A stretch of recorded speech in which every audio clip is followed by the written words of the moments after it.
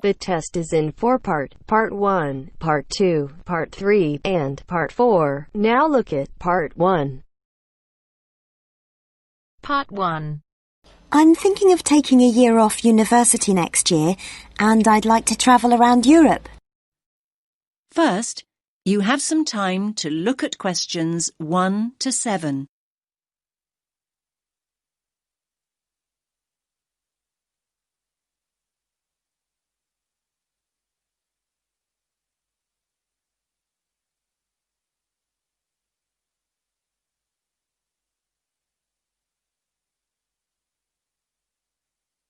Listen carefully to the first part of the conversation and answer questions 1 to 7.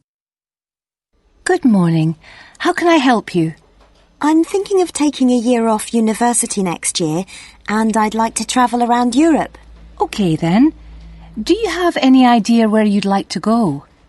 Well, I was thinking of starting in France and then working my way up to Eastern Europe, possibly going as far as Slovakia.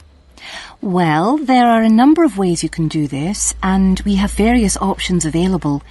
It really depends on your budget and how you'd like to travel. That's just the thing, really. I've just finished my second year at university, so obviously I'd like to do it in as cheap a way as possible. That's fine. Could you give me a rough idea of the price range you're looking at? Realistically speaking, I'm hoping to pay between about £700 and £900. I could stretch to £1,100, but that's really my limit. How long are you thinking of going for? About 10 months. To be honest, you'd be better off travelling for about 7 months, if that's your budget. OK, that's not too bad. So, how would you suggest I travel? Well, because of the time limit, I don't think walking is a viable option. Of course, in this day and age, the most convenient way to get around is by flying, particularly if you've got quite a bit you want to see in a short space of time. Saying that, I still think the best way to get around Europe is by train. As a student, you can also get a student rail card, which means cheaper fares. That sounds brilliant. How do I go about getting a rail card? Well, if you decide that's what you want to do, then we can organise that all for you. You'll need to fill in a form and provide us with 2 passport photos, and we'll do the rest. It costs about £36 plus about £10 administration costs. Great. That's really not expensive at all. And what about buses? I was just thinking if I decide to go to places which are a bit more remote. There are always local buses, but these are not always a good idea. They can be quite unreliable and in some areas quite dangerous because the buses tend to be overcrowded and some of the drivers drive way too fast. So I would suggest you don't do this. That sounds quite frightening. So what are my options then? You could hire a car, but it can be expensive. Still, I do think if you're thinking about going to smaller towns and places which are off the beaten track, then hiring a car is by far the better way to do it. You can also look at sharing the costs by hiring a car with someone else. That's a good idea. I guess I could put a message on the internet. You could do that, but don't forget that you meet people when you're travelling, and you'll probably find someone who's going to the same place as you are. That's true. I want to stay in youth hostels, so I'm sure I'll find people who are interested in going to the same places. Oh, one last thing. What about taxis? I was thinking about if I go out at night. I use taxis all the time here. But taxis abroad are a different story. In certain countries, they're no problem, but by and large, taxi fares are high. Oh. If you do go out at night, try walking home, but make sure you don't do this alone. Try and find people to go out with at night or come home at a reasonable time. But if you're staying in youth hostels, you should find plenty of young people to go out with at night. I'm sure I will.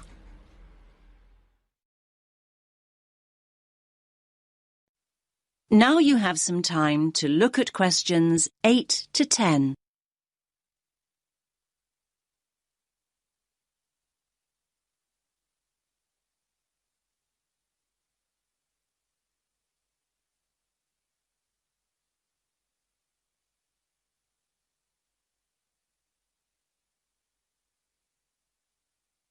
Now listen to the next part of the conversation and answer questions 8 to 10. Now, have you thought about how you'd like to travel to France? Not really, no. There are basically 3 ways. You can go by ferry, which leaves every day and night, or there's the hovercraft, which is more pricey, but will get you there quicker, and, of course, you could fly. Well, I don't think flying is an option for me, as it'll be too expensive. So I suppose I'll choose one of the other 2. It's a pity, really, as I don't fancy the idea of travelling by sea. Last time I did that, I got terribly seasick. Well, you're in luck then, as at the moment there's a special deal on flights to France. Ah. In fact, a plane ticket is now half the price of a ferry ticket, which is usually the cheapest option. That's great. I'll do that then. I much prefer flying anyway. I'll need to get some details off you then. Firstly, how will you be paying? Cash, cheque or credit card? If you pay by cheque, you'll need a cheque guarantee card. I don't have my chequebook with me, so it'll have to be by credit card. Fine, that's no problem. If you could just sign over here, and then we'll have a look at flight times, and I can sort out a youth travel card for you. Fine. Oh, can I use your pen, please? No problem. Now, let's look at times. There is a flight leaving at 9 a.m. and one that leaves half an hour later. Or you can choose a later flight at 11:30. No, I think 11:30 is too late, so I think I'd prefer the flight that leaves after 9. I'm not very good at getting up in the morning. No problem. Just give me a moment. Right, that's booked for you. Please remember that if you want to change this, you must give 24 hours notice or you will lose your place.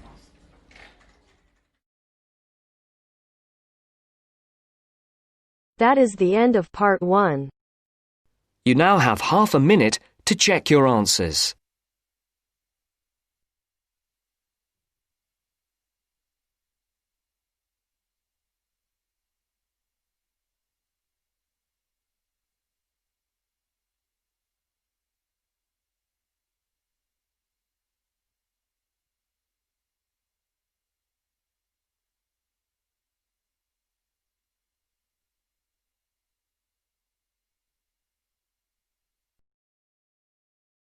Now turns to part 2.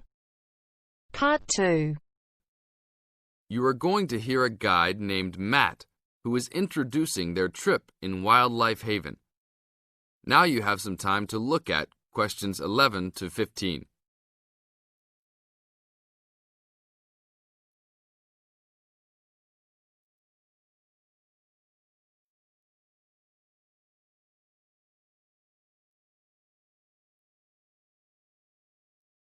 Now listen to the first part of the introduction carefully and answer questions 11 to 15. Well, good morning, everybody. My name's Matt, and I'm one of the 3 guides here at Wildlife Haven. Our job is to make sure that you all have a great time here with us and go home feeling happy and relaxed. As you can see, we're away from the city in a remote area between a national park and the sea. To encourage you to relax, there are no radios or TVs, and the only phones and newspapers are in the office. So, if peace and quiet is what you've come for, this is the place to be. From your cabin on the hill, you'll find you have the national park behind you, and you can look out from the sea from your front balcony. Your luggage will be unloaded from the bus and taken to your rooms in a few minutes. Once you have picked up your key at reception, please locate your room and check that all your luggage has arrived. The daily program here at Wildlife Haven is flexible and only as demanding as you want it to be. You should each have a brochure setting out the facilities and various walking tracks you can take. And on the bus, you are given a green sheet setting out a number of group tours in the coming week. If you want to join any tour, just write your name and room number on the relevant sheet along the wall here. Tomorrow, there is a beachcombers and rock hoppers tour exploring marine life in the rock pools along the beach. Or, if you'd prefer to go inland, there's a guided forest walk that takes you off the walking tracks. If you want to catch some lunch, you could join the beach fishing expedition. And at night, you'll see there is a moonlight forest walk that leaves each night at 7 p.m. So there is plenty to choose from at Wildlife Haven, and of course, that includes just sitting on your balcony watching the waves roll in. But I would recommend my favorite tour, the Waterfall Walk. This departs at sundown each day and also provides the opportunity to have a moonlight swim. Now you have some time to look at questions 16 to 20.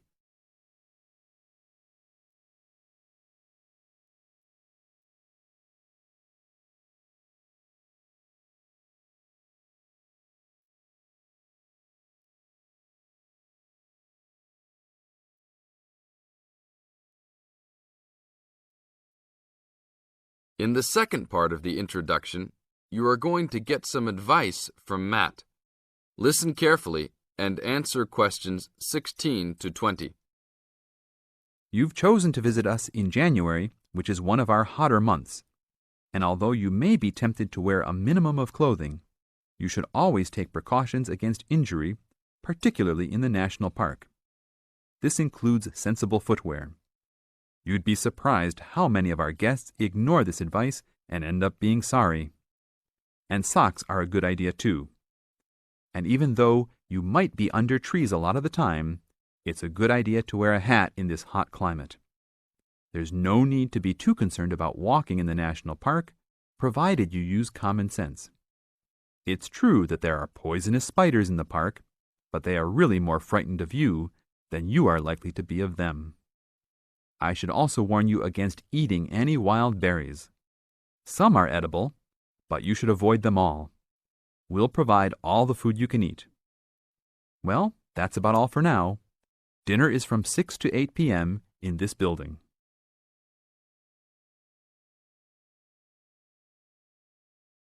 That is the end of part 2. You now have half a minute to check your answers.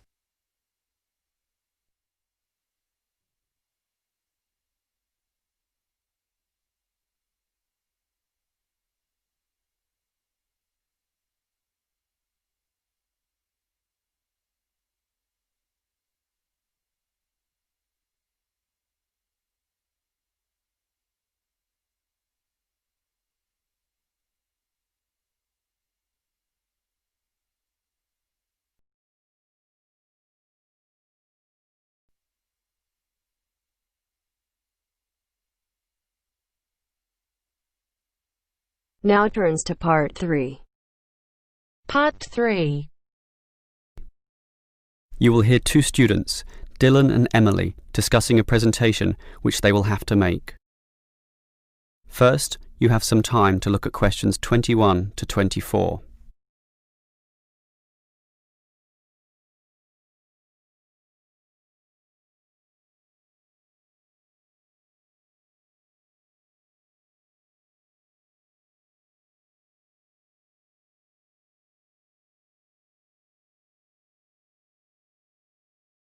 Now listen carefully and answer questions 21 to 24. Okay, Emily, as you know, we've got to do this presentation together. I know. I'm a little bit nervous about it. Standing up in front of all those people. And what if the presentation fails? What if... Don't worry. I've been reading a book about giving effective presentations. It's not that hard, but the way to do it is certainly not always obvious either. For example, do you know what the most important part of a presentation is? The final summary, I guess. The opposite. The first minute, in fact. The theory says that first minute is when you win or lose the audience. If you lose them at that point, you'll probably never get them back. So that's why you need a hook. A hook? You mean like when you catch fish? Yes. I mean, not exactly, but yes, we want to catch the audience, right? So we need to start in a way which wakes them up, gets them interested, and makes them watch us. I see. Basically, no matter how good our presentation is, if the message doesn't get across, the presentation fails.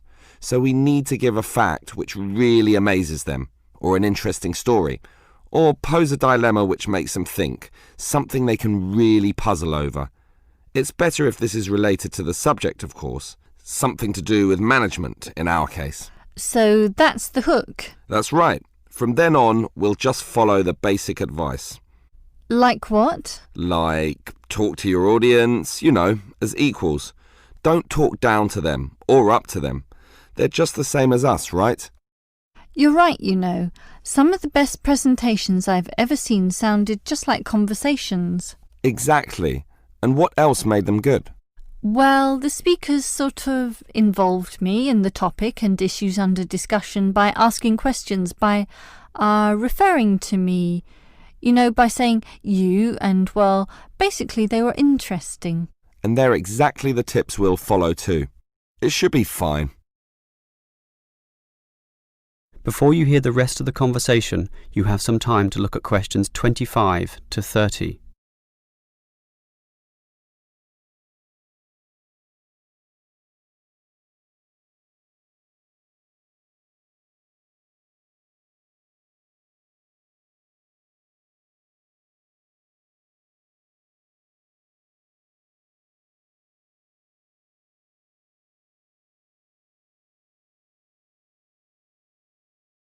Now listen and answer questions 25 to 30.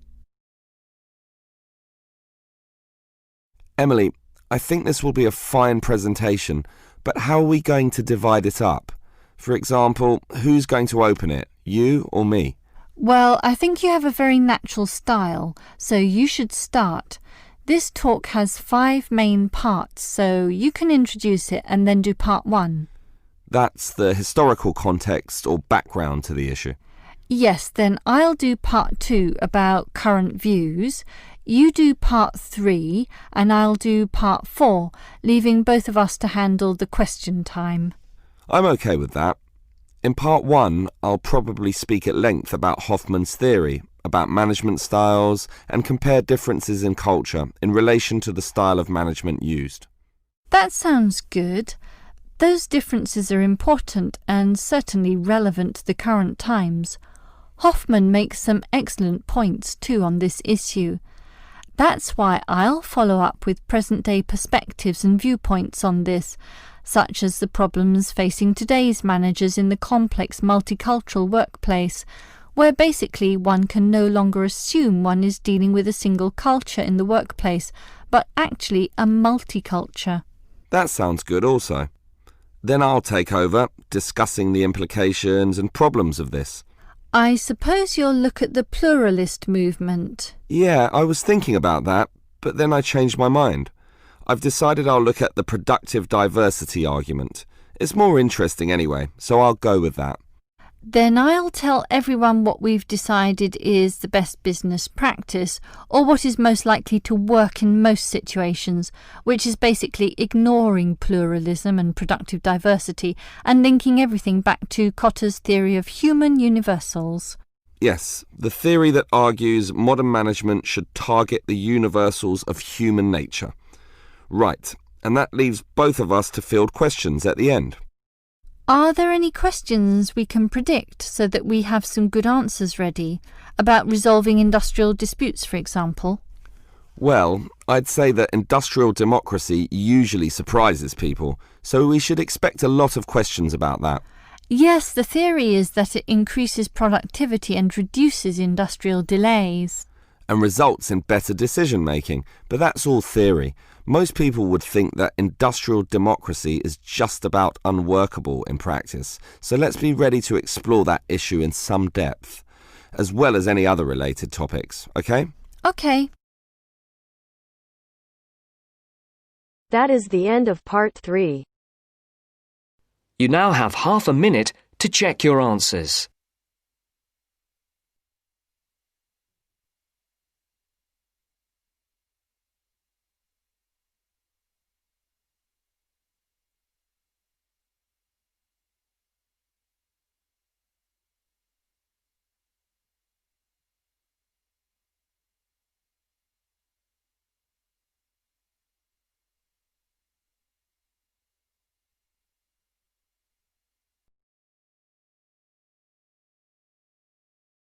Now turns to Part 4. Part 4.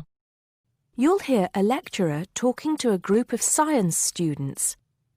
First, you have some time to look at questions 31 to 34.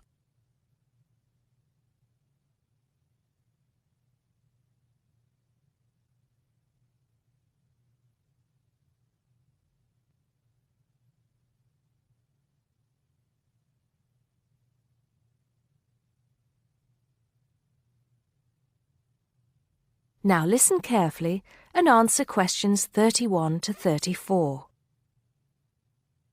Good morning, ladies and gentlemen, and welcome to the science faculty. As you may know, my field of study is neurobiology, so you may be wondering what I have to say to those of you who are studying physics or chemistry or geology, even those of you who intend to become doctors. In fact, what I have to say is aimed especially at those who wish to enter the medical profession, though the main point applies to all of you. And what is my main point?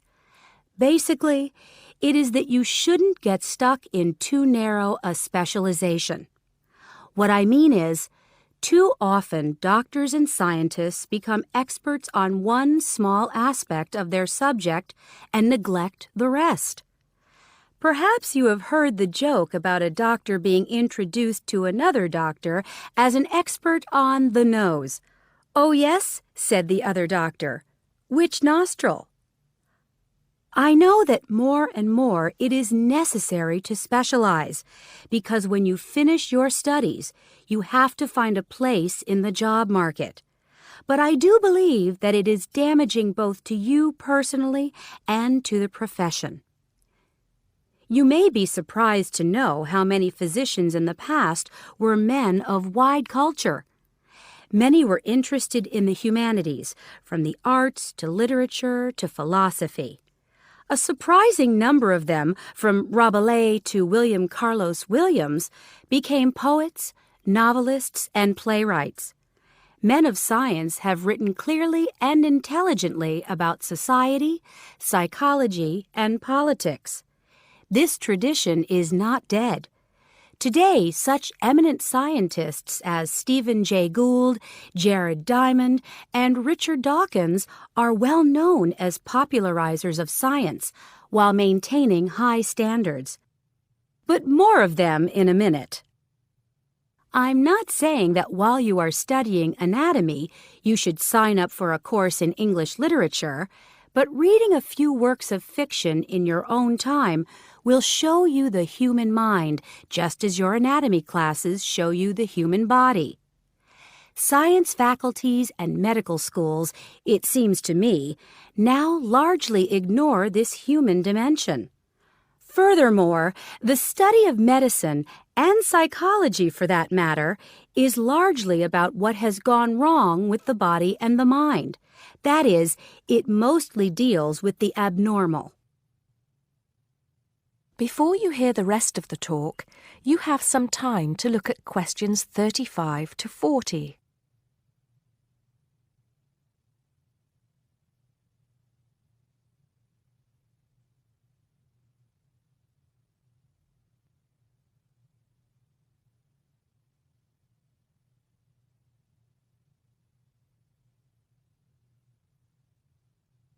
Now listen and answer questions 35 to 40. So, to try and correct this situation, if only in a small way, I have come up with some extra reading for you to do. Don't worry, I wouldn't have chosen them if I didn't think they were enjoyable as well as interesting. The first on my list I'm sure you've all heard of, even if you haven't read it. It's Bill Bryson's A Short History of Nearly Everything.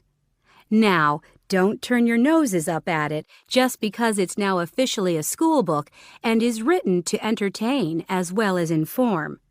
In fact, I've found it a very good bedside book. Next come a couple of the writers I mentioned earlier. Any collection of essays by Stephen Jay Gould is worth reading. He writes clearly in a language non-scientists can easily understand.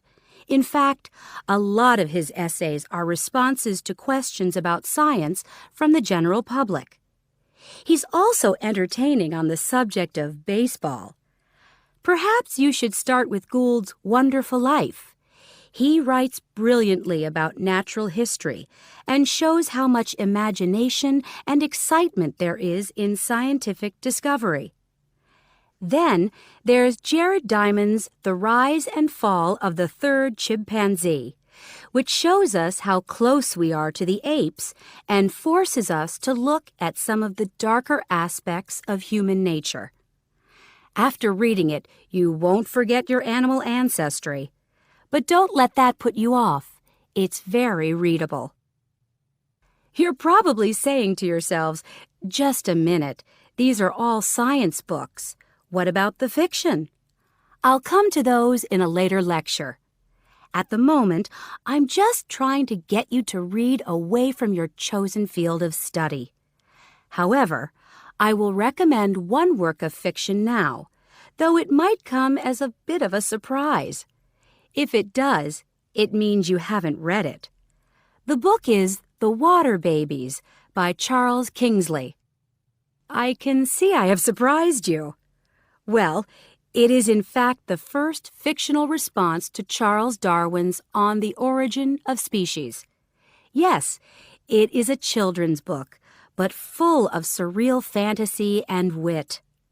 The fifth book on the list is a biography, The Emperor of Scent by Chandler Burr.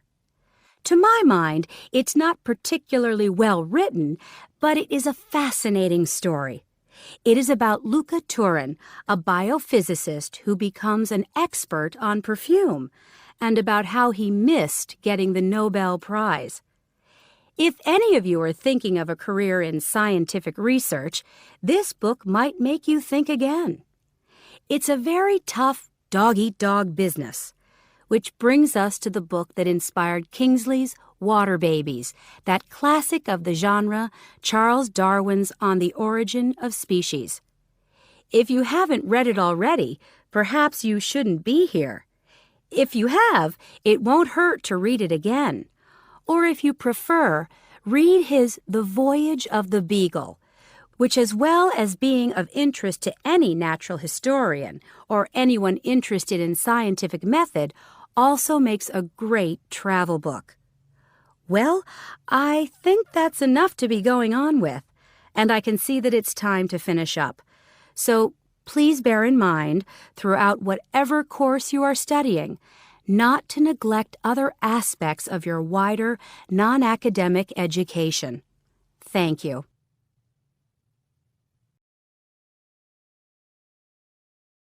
That is the end of Part 4.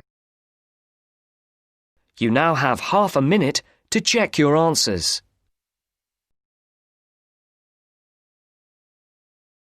That is the end of the test.